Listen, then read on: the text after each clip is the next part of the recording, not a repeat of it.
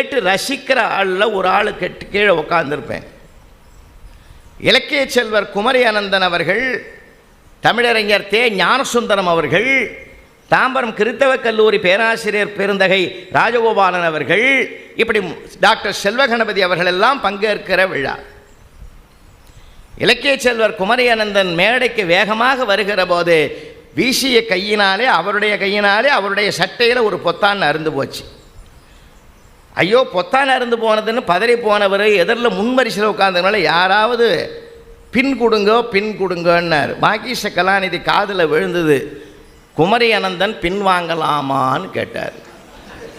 ஏன்னா அப்போ தான் மேடைக்கு வரார். குமரி அனந்தன் பின் வாங்கலாமான்னார். உடனே அவர் சொன்ன பதில் அழக பாருங்க. கிவாஜா அவர்கள் ஊக்குவித்தால் நான் ஏன் பின்வாங்குகிறேன். காயப்படுத்தாத மொழி, இருவரையும் நியாயப்படுத்திய மொழி. நம்ம பேசுகிற பேச்சு இன்னொருத்தரை மகிழ வைக்கணும் சார்.